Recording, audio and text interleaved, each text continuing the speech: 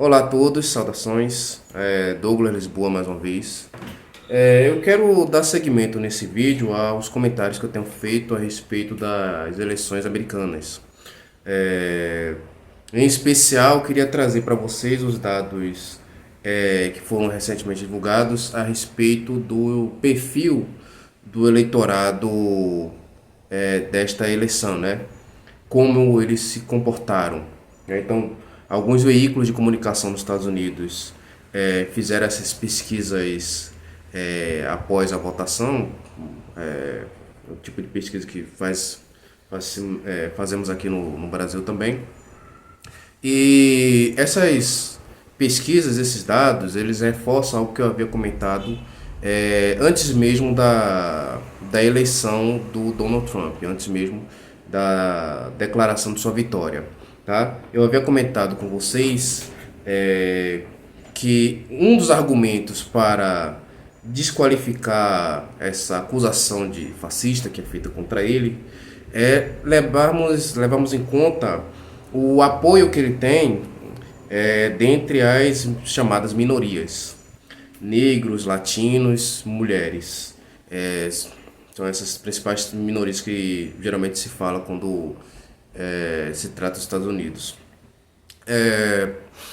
E algo que eu apontei naquela ocasião é que em 2016 o Trump havia tido um bom desempenho junto a esse público.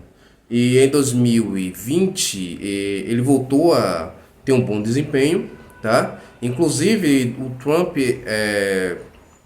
tem agora, dentre todos os candidatos republicanos, o melhor desempenho junto a esses três públicos. Tá? Ele ainda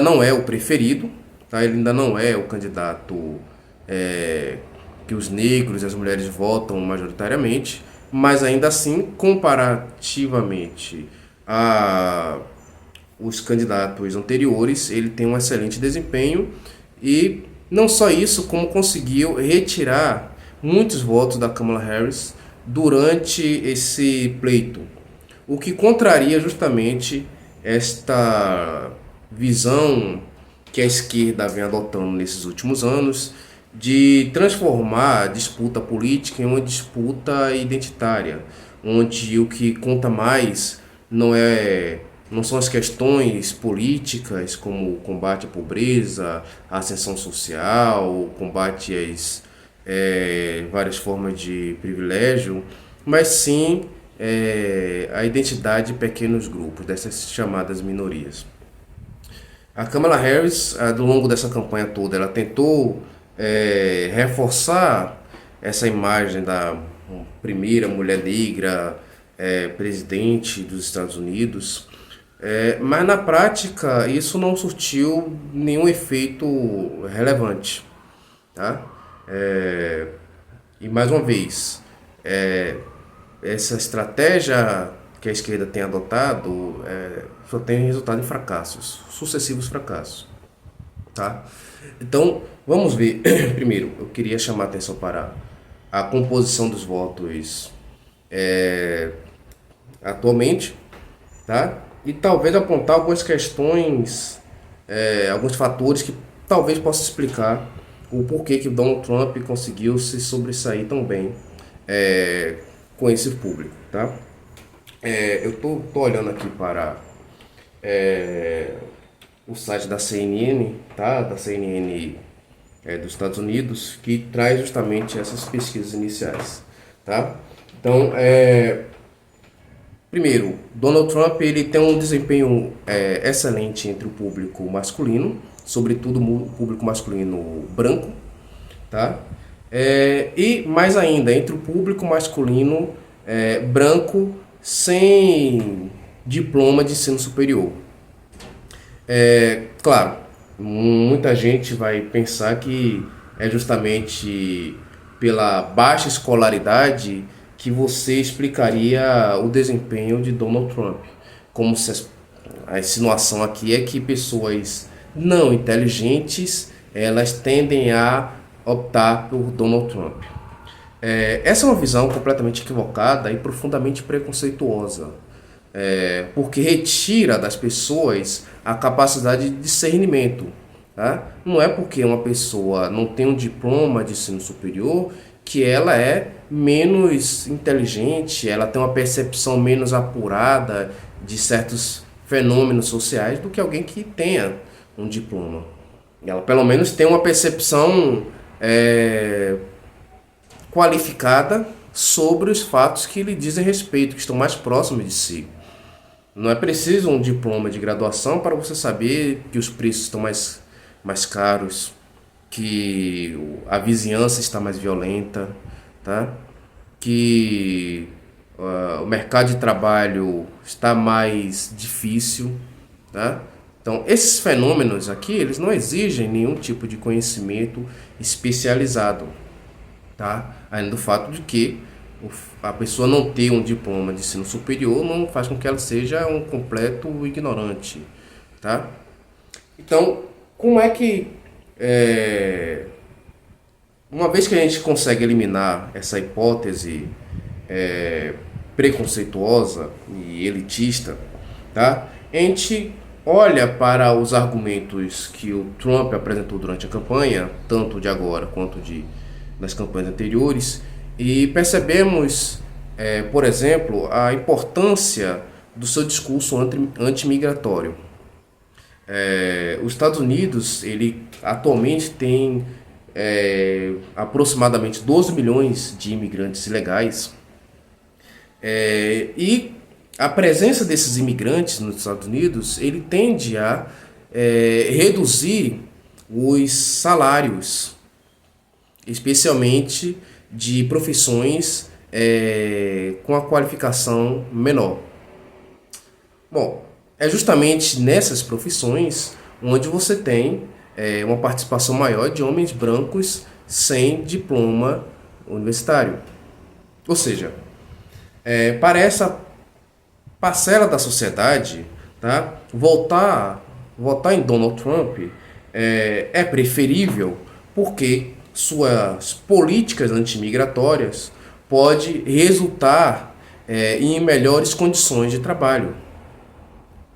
Veja, não se trata aqui de você projetar uma interpretação sobre as pessoas, é você considerar os dados, o que eles nos dizem a respeito. Veja, o que Donald Trump diz e o eleitorado que o segue.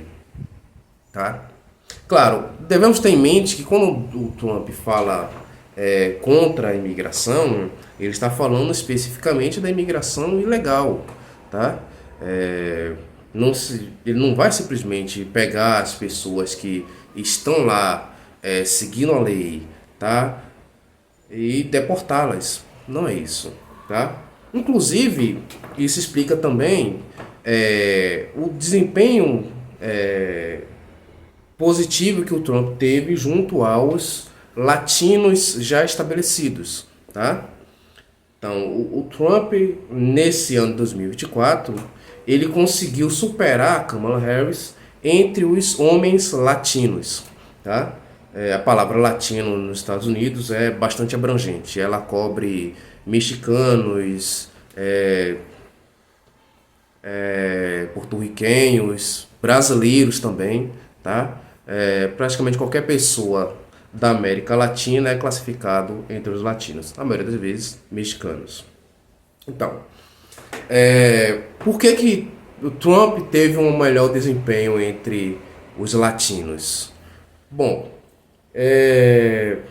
como eu lhes disse, primeiro, também entre os latinos pode ser interessante você tirar essa competição dos imigrantes ilegais que achata os salários, tá? Mas o fator segurança, ele também é de muita importância, tá? Em várias comunidades com presença latina, com presença de imigrantes latinos, os imigrantes ilegais, eles tendem a se organizar em gangues, e tais gangues tendem a oprimir e constranger moradores, residentes latinos que estão lá conforme a lei. Ou seja, o o imigrante legal nos Estados Unidos, ele não tem nenhum motivo para ser favorável à migração ilegal, tá? Na verdade, existe até uma piada que corre entre os observadores da política que ninguém é mais anti-imigração do que o imigrante legal, tá? O imigrante legal é alguém que é muito mais rígido em relação ao imigrante ilegal. Isso também explica o desempenho mais favorável do Trump também entre as mulheres latinas, tá? O Trump conseguiu um bom desempenho em relação a 2020, tá? Junto ao eleitorado de mulheres latinas. E aqui também o fator violência deve ser considerado como uma explicação importante, tá? Porque as mulheres latinas, além da violência a que estão submetidas por grupos de gangues, por exemplo, deve-se levar em consideração também a violência sexual, tá? Então, tanto no caso dos latinos quanto no caso dos brancos sem diploma, nós temos aqui umas explicações objetivas, tá? Do porquê o Trump ele foi o candidato preferido, tá? E nada disso tem a ver com questões como atribuir a essas pessoas algum tipo de racismo, de ódio de classe, ódio de raça, tá? Nós temos apenas uma situação em que a economia e a questão da segurança, elas não estão sendo devidamente tratadas pelos democratas, tá? A opção que temos, Donald Trump, tá? Donald Trump também teve um bom desempenho entre os homens negros, tá? Um desempenho um pouco abaixo em relação às mulheres negras, tá? Mas de um modo geral, para um candidato republicano, isto é uma excelente notícia, tá? De novo, o desempenho do Trump face a essas minorias ainda não é tão expressiva quanto é o desempenho da Kamala Harris e dos democratas em geral, tá? Os democratas, historicamente, recebem mais votos desse público. Mas o que tem mudado nesses últimos anos, desde que Trump entrou em cena, é a maneira como ele vem atraindo esse público. E esse poder de atração que ele exerce está diretamente associado com as questões econômicas e sociais pelas quais passa os Estados Unidos. Não é uma questão identitária, não é o nazismo, não é o racismo estrutural ou não que está aflorando nos Estados Unidos, tá? É simplesmente que você tem condições econômicas palpáveis, objetivas, que influenciam o eleitor racional a optar por um outro candidato, tá? E essa é uma lição que, se a esquerda não aprender logo, ela tende a repetir o mesmo erro em 2026, tá? Claro, o Bolsonaro, ele no momento não está em condições de ser uma opção viável para a direita. Se ele virá a ser candidato ou não, isso é uma outra questão. No momento, não.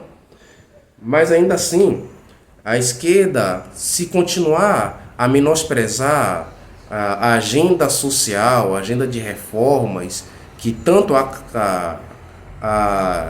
destacava em anos anteriores, ela vai fracassar. Ela vai perder essa eleição, não há dúvida alguma, tá?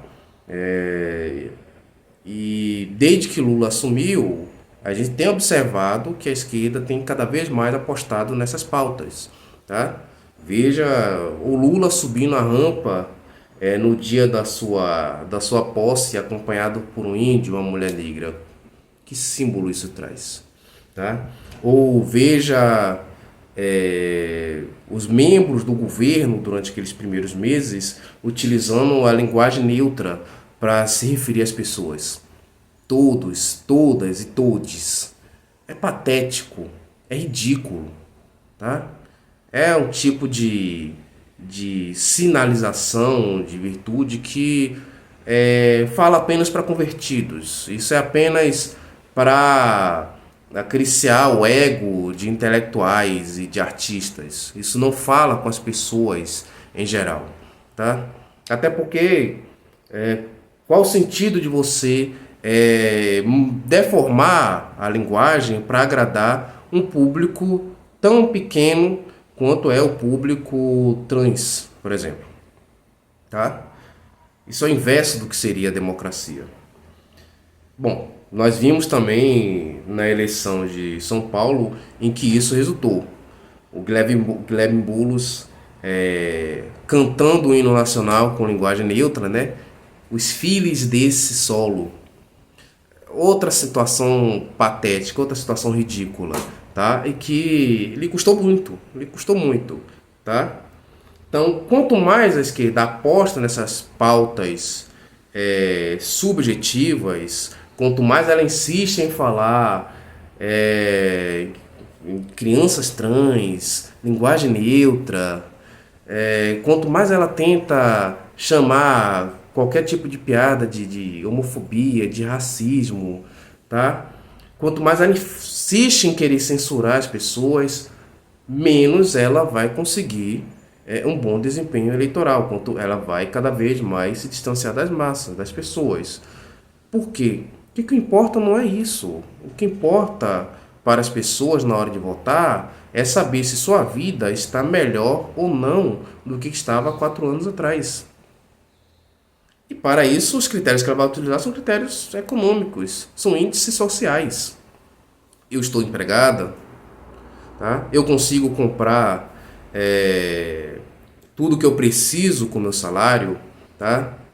Eu consigo pagar o aluguel, eu consigo pagar a gasolina, tá? O transporte que eu pego, ele é bom? Eu me sinto seguro saindo de noite? Eu confio na polícia? São essas questões que importam. São essas questões que determinam o voto. Tanto aqui no Brasil quanto nos Estados Unidos. Essa é a lição que deveríamos aprender. Se a esquerda vai seguir essa rota, isso já é uma outra questão. Eu honestamente acho que ela não vai aprender isso. Eu honestamente não vejo como ela vai mudar de rota nesse momento. Ela está muito presa a essa agenda identitária atualmente. Tá? Então, hoje é 7 de novembro de 2024, tá? A tendência é que a esquerda fracasse nas próximas eleições, no caso as eleições presidenciais, tá? E creio que não precisaria nem mesmo a figura de Bolsonaro para garantir isso. Bom, dito isso, eu acho que talvez eu encerre por aqui as minhas considerações sobre a política norte-americana, pelo menos as eleições norte-americanas, tá?